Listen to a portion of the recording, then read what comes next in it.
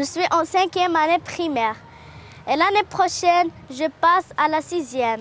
J'aime bien mes enseignantes. Elles sont attentionnées et généreuses. Avec elles, je fais beaucoup de progrès.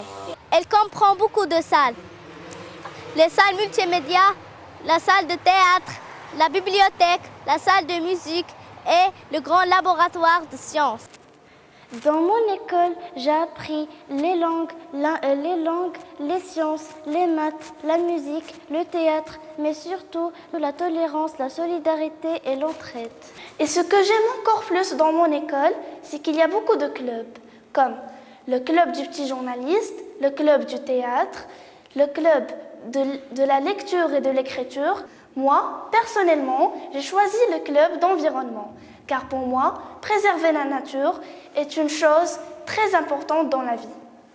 Dans les classes, les pratiques pédagogiques qui prévalent sont des pratiques pédagogiques qui favorisent un développement efficace des compétences disciplinaires, mais aussi des compétences transversales chez les enfants de maternelle, mais aussi chez les élèves du primaire.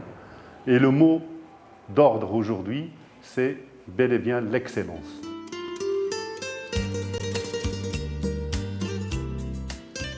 Durant ces 3 années, on a essayé un petit peu d'exécuter tous les plans de formation. Tous ces plans de formation qui ont amené les gens à abandonner un petit peu leur scénario classique pour intégrer des nouveautés dans leur façon de faire.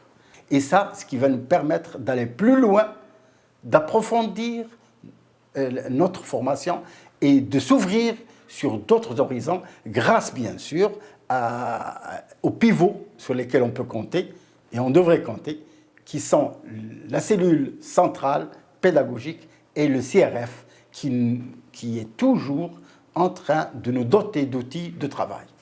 Une nouvelle école qui va être ouverte ici à Safi. C'était qui? C'était la résidence, une référence que tout le monde connaît à Casa. Il y a un renouveau pédagogique qui s'installe. On l'a fait ici en maths, en sciences, en français, en langue française. Et j'ai appris à réfléchir sur mon métier. Enseigner à la maternelle, c'est pas comme enseigner au primaire. Un point très important que je dois évoquer, c'est les formations qu'on a reçues. Ces formations nous ont permis de développer les 10 compétences professionnelles que l'enseignant doit avoir, ainsi que les gestes professionnels qu'on doit avoir, tels que l'observation. Mais observer comment? Observer tout d'abord avec l'œil, les comportements, ainsi de suite. C'est être à l'écoute de nos élèves, mais bien sûr noter ce qu'on a observé pour un petit peu y revenir, analyser et un petit peu en tirer ce qu'on doit replanifier, ou bien ce qu'on doit refaire, ou bien ce qu'on doit consolider et enrichir chez nos élèves. Une autre chose qui me paraît essentielle à dire et que je veux ajouter, c'est que je suis très à l'aise, vraiment à l'aise, au sein du groupe GDGSR. J'y suis et j'y reste.